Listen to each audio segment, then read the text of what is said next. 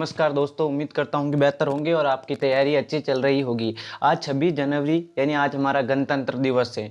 26 जनवरी 1950 को हमारा संविधान बनकर तैयार होता है। उसी दिन से हम गणतंत्र दिवस मनाते हैं। आप सभी को गणतंत्र दिवस की बहुत बहुत बधाई और आपके उज्जवल भविष्य की मैं कामना करता हूँ। आज हमारे लोक देवता यानी पार्ट 4 यानी हड़बूजी सांकला और मियाजी मांगलिया के बारे में आज हमारे पांचों पंचवीर पूरे हो जाएंगे। ठीक है, तो चलते हैं भैया। हड़बूजी सांकला यानी जन्म स्थान भुंडेल, एक नागौर में गांव पड़ता भुंडेल गांव।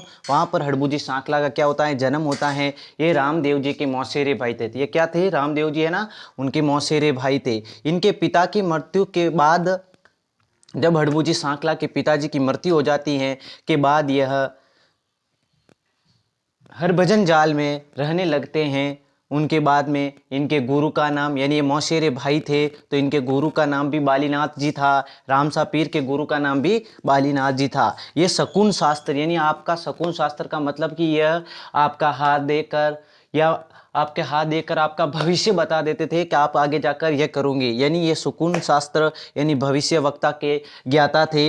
इन्होंने जोधा को मंडोर जीतने का आशीर्वाद दिया था। इन्होंने ही राव जोधा को मंडोर जीतने का आशीर्वाद दिया था कि आप मंडोर को जीत लोगे। इसके बाद में तथा इसे एक कटार भी भेंट की थी। ये कटार होती है ना, वही भी इनको निकाल के भेंट की। मंडोर जीतने के बाद जोधा ने इन्हें बेगटी, यानी बेगटी जोधपुर का एक गांव है, यानी मंडोर जीतने के बाद जोधा ने इन्हें बेगटी गांव दिया। और यहाँ पर ये इन्होंने बूढ़ी तथा विकलांग गायों की सेवा की। यानी लोक देवता हम उसको कहते हैं जिन्होंने गायों की रक्षा हेतु अपना जीवन पूर्ण बलिदान कर दिया। उन्हीं को हम लोक देवता की श्रेणी में रखते हैं। इसीलिए मंडोर जीतने के बाद जोधा ने इन्हें एक गांव, यानी जोधपुर में गांव पड़ता है बेगटी गांव, दिया। और वो जीतने पर यहाँ पर बूढ़ी और विकलांग जो गायें होती थी, इन गायों की वो क्या करते थे, सेवा करते थे। जोधपुर महाराजा अजीत सिंह ने यह मंदिर का निर्माण करवाया और मंदिर में हड़बूजी की बैलगाड़ी की पूजा की जाती है। महत्वपूर्ण तथ्य हैं कि जो ये हड़बूजी का मंदिर है बेगटी गांव में, वहां पर किसकी पूजा की जाती है, तो बैलगाड़ी की पूजा की जाती है।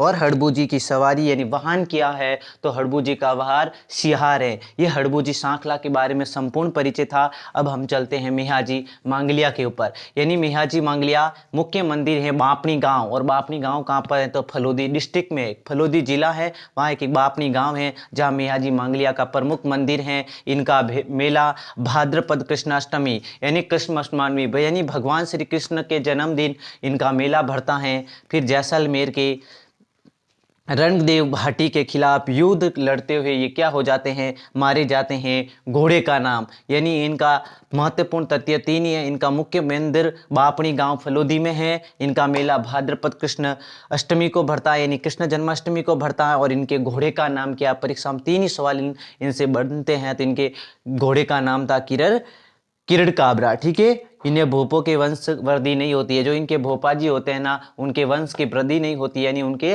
संतान पैदा नहीं होती हैं। ये संतान को गोद लेकर अपने वंश को आगे बढ़ाता है। इस प्रकार से हमारे पांचों पंचपीर यानी पांचों लोक देवता थे, पंचपीरों की श्रृंखला पूरी हुई। कल हम देवनारायण जी भगवान के बारे में अध्ययन करेंगे और उसके बाद में तेजाजी महाराज के बारे में अध्ययन करेंगे। इस प्रकार से हमारे फिर लोक देवता पूर्ण हो जाएंगे और आगे की सीरीज में लोक देवियों के बारे में चर्चा करेंगे। उम्मीद करता हूँ ये सेशन आपको बहुत अच्छा लगा होगा। इसी प्रकार से तैयारी करते रहिए। धन्यवाद।